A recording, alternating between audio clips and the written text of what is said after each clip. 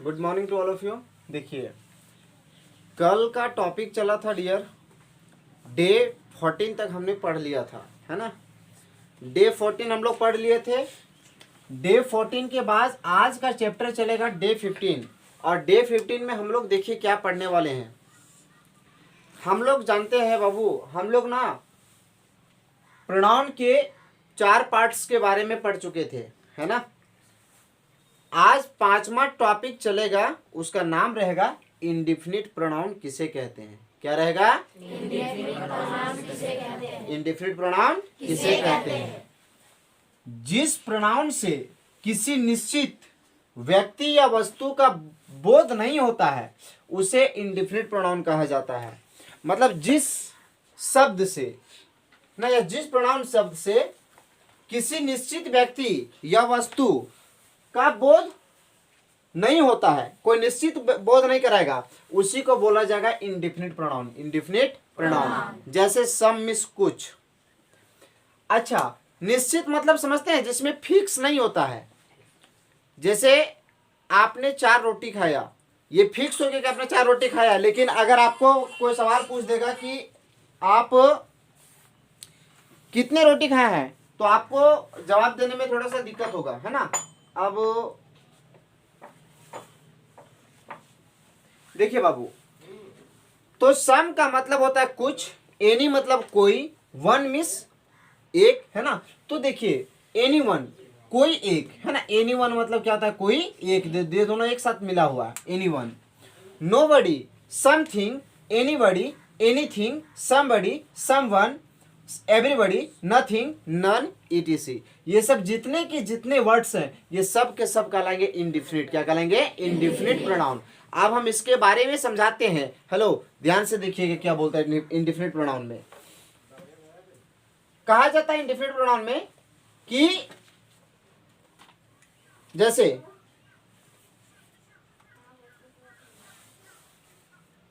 Anybody can do it, anybody can do it मतलब इसे कोई भी व्यक्ति कर सकता है, इसे कोई भी व्यक्ति कर सकता है, या इस काम को कोई भी व्यक्ति कर सकता है, इसे कोई भी कर सकता है। तो बताइए, इसमें फिक्स बता दिया कि यह काम को कौन करेगा? सो बताए क्या? नहीं ना। तो एनीबडी, एनीबडी मेरा क्या हो गया? ये मेरा हो गया इंडिफिनिट प्रोनाउन। क्या हो गया? Indefinite pronoun. आगे में somewhere happy, somewhere happy का मतलब होता है कुछ खुश थे, कुछ खुश थे। सब के सब खुश नहीं थे। अच्छा, कुछ खुश थे, तो क्या फिक्स पता चला कि कितने लोग खुश थे? नहीं ना। तो सम मेरा क्या हो गया? सम मेरा क्या हो गया? Indefinite pronoun. सम मेरा क्या हो गया? Indefinite pronoun. आगे देखिए क्या बोलता है। All are not false, all are not false इसका मतलब होता है सभी मूर्ख नहीं थे, सभी मूर्ख नहीं थे, सभी मूर्ख नहीं थे। तो बोलेंगे यहाँ पे क्या हो गया? All are. क्या हो गया? All are. All are not false मतलब सभी के सभी मूर्ख नहीं थे। नो वन वेंट देयर, है ना। नो वन वेंट देयर मतलब क्या था? वहां कोई भी वहां नहीं गया, कोई भी वहां नहीं गया, कोई भी वहां नहीं गया। तो बताइए इसमें क्या बता रहा आपको? कोई भी वहां नहीं गया, तो इसमें फिक्स पता चला कि वहां पे कौन गया। तो जिसमें आप लोग को फिक्स नहीं पता चलेगा उसी को इंडिफिनिट प्रोनाउन कहा जाता है। क्या कहा जाता है? इंडिफिनिट प्रोनाउन कहा जाता है। आगे देखिए, पजेसिव प्रोनाउन किसे कहते थे? पजेसिव प्रोनाउन किसे कहते हैं? जिस प्रोनाउन का प्रयोग अधिकार दिखाने के लिए किया जाता है उसे पजेसिव प्रोनाउन कहते हैं, उसे पजेसिव प्रोनाउन कहते हैं। सुनिए फिर से बोलते हैं। जिस प्रोनाउन का प्रयोग मतलब वैसा प्रोनाउन शब्द जिसका प्रयोग हम अधिकार जमाने के लिए करते हैं, अधिकार जमाने के लिए करते हैं, उसी को पजेसिव प्रोनाउन कहा जाता है। जैसे एग्जांपल समझाते हैं। दिस हाउस इज माइन, यह घर मेरी है, यह घर मेरी है। क्या आपको कंफर्म इसमें बताइए, इसमें कोई ऐसा वर्ड है जो इसमें अधिकार दिखा दिया, अधिकार बताया कि इसमें इस घर, यह घर किसका है, यह घर किसका है? पता चला क्या? नहीं ना पता चला, नहीं पता चला। क्या बोलता है इसमें? अधिकार कौन जताया कि दिस हाउस इज माइन मतलब यह घर मेरी है। तो इसमें अधिकार कौन बताया? माइन। माइन मीन्स मेरी, माइन मीन्स मेरी। मेरी मेरा क्या हो गया? मेरी क्या है? मेरी हम अधिकार जता रहे हैं कि यह घर मेरा है, समझ रहे ना, यह घर मेरा है, तो इसमें हम अधिकार जता दिए। जिसमें अधिकार जताया जाएगा वैसा नाउन, वैसा प्रोनाउन जिसमें हम अधिकार को दिखाते हैं, अधिकार दिखाने के लिए किया जाता है, उसको पजेसिव प्रोनाउन कहा जाता है। क्या कहा जाता है? Possessive pronoun. समझ में आया? पजेसिव प्रोनाउन किसको कहेंगे? जिस प्रोनाउन का प्रयोग अधिकार जताने के लिए किया जाता है उसी को बोला जाता है पजेसिव प्रोनाउन। क्या कहा जाता है? पजेसिव प्रोनाउन कहा जाता है। क्या समझ में नहीं आया? आगे देखिए नेक्स्ट में एग्जांपल में क्या बोलता है।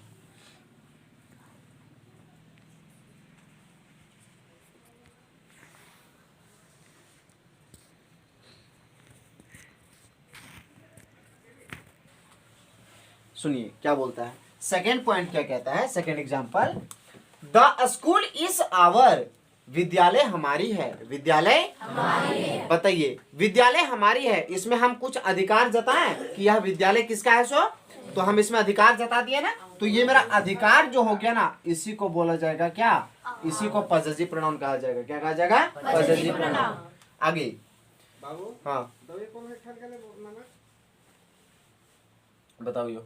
The pen is yours, the pen is yours का मतलब होता है कलम आपकी है, कलम आपकी है। तो बताइए इसमें विशेषता क्या बताया? योर। इसमें सॉरी, इसमें अधिकार कौन जता दिया? योर्स। तो योर्स मेरा हो गया। दैट फ्रॉक इज हियर, मतलब यह क्या? दैट फ्रॉक इज हियर मतलब वह जो क्या बोलते हैं, फ्रॉक है ना, वो उसकी है। वह फ्रॉक क्या है? उसकी है। तो इसमें अधिकार कौन जताया? हर्ष। तो हर्ष मेरा क्या हो गया? हर्ष मेरा क्या कहलाएगा? Possessive pronoun. क्या कोई दिक्कत है क्या? पजेसिव प्रोनाउन किसको कहते हैं? जिस प्रोनाउन का प्रयोग अधिकार दिखाने के लिए किया जाता है उसको पजेसिव प्रोनाउन कहा जाता है। क्या कहा जाता है? पजेसिव प्रोनाउन कहा जाता है। उसके बाद देखिए क्या बोलते हैं इस क्वेश्चन को। नेक्स्ट क्वेश्चन में कहता है कि इंट्रोगेटिव प्रोनाउन किसे कहते हैं? इंट्रोगेटिव प्रोनाउन किसे कहते हैं? तो कहते हैं जिस प्रोनाउन का प्रयोग प्रश्नवाचक वाक्य बनाने में होता है उसे इंट्रोगेटिव प्रोनाउन कहते हैं। मतलब जैसे देखो, जिस प्रोनाउन का प्रयोग ना प्रश्न बनाने के लिए किया जाता है, मतलब क्वेश्चन बनाने के लिए किया जाता है, उसी को बोलता है इंट्रोगेटिव प्रोनाउन कहा जाता है। क्या कहा जाता है? Interrogative pronoun. इंट्रोगेटिव प्रोनाउन कहा जाता है जिसमें कोई सवाल बनता है, कोई प्रश्न बनता है, उसको इंट्रोगेटिव। देखिए इसका एग्जाम्पल क्या कहता है। हाँ, तो बोले थे जिस प्रोनाउन का प्रयोग प्रश्नवाचक वाक्य बनाने में होता है उसे इंट्रोगेटिव प्रोनाउन कहते हैं। अब हम आगे बताते हैं, हु इज दैट बॉय, वह लड़का कौन है। तो बताइए इसमें क्वेश्चन कौन बनाया? हु। क्वेश्चन कौन बनाया? हु। तो हु मेरा क्या हो गया? Interrogative pronoun. क्या कहलाएगा? Interrogative pronoun. whom did you see, whom did you see कहने का मतलब है तुमने किसको देखा, तुमने किसको देखा। whom did you see, तुमने किसको देखा। तो इसमें क्वेश्चन कौन बनाया? किसको देखा, किसे देखा। whose is this cap, मतलब यह whose is this cap कहने का मतलब है यह टोपी किसकी है। तो बताइए इसमें क्वेश्चन कौन बनाया? What is your brother, तुम्हारा भाई क्या है। तो what क्या हो गया? What क्या बता रहा है? What मेरा बता रहा है इंट्रोगेटिव प्रोनाउन। What क्या बता रहा है? Interrogative pronoun. Any problem? फिर क्या बोलता है? What is this, यह क्या है। तो इसमें What is this बोला है, तो What मेरा क्या हो गया? Interrogative pronoun. Interrogative pronoun. Which is your bag, Which is your bag, कौन सा बैग तुम्हारा है, कौन सा बैग तुम्हारा है। तो विच मेरा क्या हो गया? Interrogative pronoun. Which is your friend, तुम्हारा मित्र कौन तुम्हारा मित्र है, कौन तुम्हारा मित्र है ना, कौन तुम्हारा मित्र है। तो विच मेरा क्या हो गया? Interrogative pronoun. Any problem? आगे देखिए क्या बोलते हैं। कहा जाता है डिस्ट्रीब्यूटिव प्रोनाउन किसे कहते हैं। सेकंड लास्ट टॉपिक बचा है 8 नंबर और 9 नंबर। पता ना प्रोनाउन जो होते हैं वो 9 टाइप्स के होते हैं ना, 8 टाइप्स का 7 टाइप्स तक हम लोग पढ़ लिए बाबू। अब हम लोग 8 टाइप्स में चलते हैं। डिस्ट्रीब्यूटिव प्रोनाउन किसे कहते हैं? जब ईच हो गया या इधर हो गया या नीदर हो गया का प्रयोग प्रोनाउन की तरह हो तब उसे डिस्ट्रीब्यूटिव प्रोनाउन कहते हैं। मतलब कि जब ईच हो गया, इधर हो गया, नीदर का प्रयोग प्रोनाउन की तरह हो, प्रोनाउन की तरह हो, उसे डिस्ट्रीब्यूटिव प्रोनाउन कहते हैं। जैसे ईच ऑफ द पिक्चर कहता है each of the picture is beautiful. क्या बोलता है? Each of the picture is beautiful. क्या होता है? प्रत्येक चित्र सुंदर है। क्या बोलेंगे? प्रत्येक चित्र सुंदर। इसका हिंदी होता है प्रत्येक चित्र सुंदर है। तो बताइए इसमें ईच मेरा क्या हो गया? Distributive pronoun. ईच मेरा क्या हो गया? Distributive pronoun. Neither of the to boys was present, मतलब क्या बोलते हैं?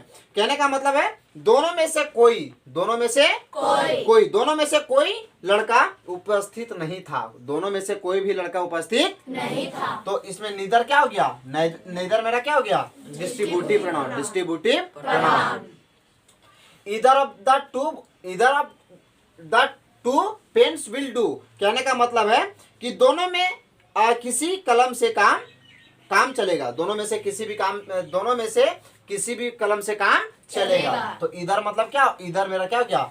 Distributive pronoun. Distributive pronoun. Last topic रहता है रिलेटिव प्रोनाउन किसे कहते हैं? रिलेटिव प्रोनाउन किसे कहते हैं? जब हु, हुम, हुज, विच, दैट नाउन के स्थान पर आता है। हु हो गया, हुम हो गया, हुज हो गया, विच हो गया और दैट हो गया। ये सब अगर कभी नाउन की जगह पर आ जाएगा, नाउन समझते हैं? नाउन मतलब संज्ञा के जगह पर आ जाएगा, कोई व्यक्ति के नाम पे या कोई स्थान के नाम पे, मतलब किसी भी नाम के स्थान पर अगर आ जाएगा, क्या क्या? हु, हुम, हुज, विच, समझ गए? उसको बोला जाता है क्या? हाँ, नाउन की पुनरुक्ति नहीं होने दे और दो वाक्यों को जोड़े, और दो वाक्यों को जोड़ेगा, है ना, तब उन्हें रिलेटिव प्रोनाउन कहा जाएगा। तब उनको रिलेटिव प्रोनाउन कहा जाएगा। अब देखिए इसका हम नोट बताते हैं। नोट में क्या लिखा हुआ था, देखिए नोट में क्या लिखा है कि रिलेटिव प्रोनाउन में हु हो गया, हुम हो गया, हुज हो गया, विच, दैट के पहले किसी नाउन या प्रोनाउन का रहना आवश्यक है। इसके पहले कोई नाउन या प्रोनाउन जरूर रहेगा, कोई, है ना। फिर क्या बोलते हैं? जैसे हम क्या बोले? हु हो गया, हुम हो गया, हुज हो गया और विच हो गया और दैट हो गया। इसके पहले किसी नाउन या प्रोनाउन का रहना आवश्यक है। जैसे देखो, the boy who is here has a car, बोलते हैं कि इसका मतलब होता है कि जो लड़का यहाँ है, जो लड़का यहाँ है उसके पास गाड़ी है, उसके पास गाड़ी है। The boy who is here, जो लड़का यहाँ है, हैज ए कार, उसके पास गाड़ी है। तो बताइए इसमें यहाँ पर हु है, देखिए तो हु है ना, हु है। अब क्या बोलता है? हु सब के पहले, हु के पहले क्या होना चाहिए? या तो नाउन होना चाहिए फिर प्रोनाउन होना चाहिए। तो देखिए हु के पहले यहाँ पे बॉय, बॉय मेरा क्या है? नाउन। तो बोले ना कि हु हो गया, हुम हो गया, हुज हो गया, विच हो गया, ये सब के पहले क्या होगा? नाउन या तो फिर प्रोनाउन, नाउन या तो फिर प्रोनाउन। जहाँ नाउन या प्रोनाउन इस सब के जगह पर रह गया तो समझिएगा कि वो क्या है? Relative pronoun. क्या है? Relative pronoun. तो हु मेरा क्या हो गया? Relative pronoun. बताइए हु मेरा रिलेटिव प्रोनाउन क्यों कहलाएगा? हु है और हु के पहले नाउन है।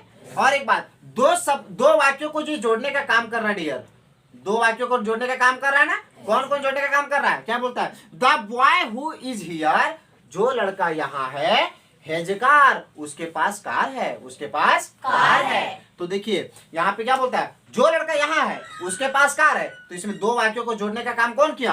हु। कौन किया? Who. The girl whom you saw is Rita, कहने का मतलब है जिस लड़की को तुमने देखा वह रीता है, वह रीता है। जिस लड़की को आपने देखा था वह कौन है? रीता है। तो बताइए इसमें क्या हो गया? हुम, और हुम के पहले क्या हो गया? गर्ल। तो गर्ल मेरा क्या? नाउन या प्रोनाउन? नाउन। मेरी बात समझ में आया? गर्ल मेरा क्या? नाउन या प्रोनाउन? नाउन। Any problem? आगे देखिए, the man whose money is lost is here, बोलते हैं जिस व्यक्ति का पैसा, यानी जिस व्यक्ति का पैसा खो गया है, जिस व्यक्ति का पैसा खो गया है वह यहाँ है, वह यहाँ है। तो बताइए हुज के पहले मेरा क्या है? मैन। और मैन क्या है? वर्ब। मैन क्या है? वर्ब है, नाउन है या प्रोनाउन है? नाउन है। समझ गया? नाउन पढ़ा है ना जी। क्या बोलता है? The car which is black is mine, बोलते हैं जो कार काली है वह मेरी है, जो कार और काली है ना वह मेरी है। तो बताइए कि इसमें क्या हो गया? विच, और विच के पहले क्या है? कार। कार क्या हुआ? नाउन या प्रोनाउन? Any problem? कोई दिक्कत नहीं है ना आप लोगों को? फिर क्या बोलता है? That sorry this is the house that Jack built, बोलते हैं दिस इज द हाउस, है ना, दिस इज द हाउस, कि यह घर या वही घर है, दैट जो जैक बिल्ट, जिसे जैक ने बनवाया था, यह घर वही है जिसने जैक ने बनवाया है। तो बताइए हाउस, बताइए दैट मेरा क्या हो गया? Relative pronoun. और दैट के पहले क्या है? हाउस। अब बताइए हाउस क्या है, नाउन या प्रोनाउन? हाउस मेरा नाउन है सर। अरे घर कोई नाउन है ना, हो गया। तो ये आप लोगों का टॉपिक ETC वगैरह वगैरह, इसके अलावा बहुत सारे कुछ होते हैं, लेकिन हम आपको मेन टॉपिक खत्म कर दिए, आपको प्रोनाउन पूरा डिटेल बता दिए। अब अगर आपको जानकारी लेना है तो इसको बढ़िया तरीका से एक एक चीज करके आप बढ़िया से इसको रीडिंग कीजिए, समझिए, देखिएगा आपको खुद ब खुद समझ में आएगा। और दूसरी बात है, अगर आप चाहते हो, हम क्या बोले थे कि अगर आप चाहते हैं कि आपका इंग्लिश ग्रामर बहुत स्ट्रांग बने, तो इंग्लिश ग्रामर स्ट्रांग बनाने के लिए आपको थोड़ा सा मेहनत करना पड़ेगा। और वो मेहनत क्या है? देखिए, पहला मेहनत, मैं जितना भी वीडियो अपलोड करता हूँ, मैं जितना भी चीज़ डाल रहा हूँ, वो कोशिश कीजिए आपके लिए जो हेल्पफुल वीडियो लगता है आपको, उस चीज़ को बढ़िया से देखिए। अगर इंग्लिश का क्लास भी चल रहा है तो इंग्लिश का क्लास ऐसा क्लास नहीं चलेगा, इसलिए बढ़िया से पढ़िए, एक एक चीज़ को समझ पढ़िए। हम वीडियो इसलिए बना दे रहे हैं ताकि आप लोग इसको घर में जा करके भी क्या कर सकते हैं, इसको रिमेन पीछे कर करके बार बार सुन सकते हैं। समझ गए? ऑनलाइन देखिए, ऑफलाइन तो पढ़ा ही रहे हैं, लेकिन ऑनलाइन वाले बच्चे को भी फायदा हो जाएगा कि आप लोग ऑफलाइन पढ़ने के बाद भी अगर आपको जहाँ पे डाउट रहेगा, कोई चीज़ अगर समझ में नहीं आएगा, तो आप लोग जाके वीडियो फिर से क्या प्ले कीजिए और देखिए, सारा कुछ वही चीज़ रिपीट नजर आएगा। समझ गया ना? तो देखिए, आप लोगों को हम ये पूरा नाउन कंप्लीट कर, नाउन कंप्लीट हो गया, प्रोनाउन भी कंप्लीट हो गया। अब हम लोग चलेंगे वर्ब। ठीक है, नेक्स्ट टॉपिक हमारा, नेक्स्ट मेरा टारगेट जो रहेगा वर्ब रहेगा, या तो फिर इससे रिलेटेड मेरा जो क्वेश्चन रहेगा वो मैं लेके आऊँगा आप लोग के बीच में। तब तक के लिए क्या बोलते हैं, हम आप लोग से विदा लेते हैं। Thank you very much, best of luck.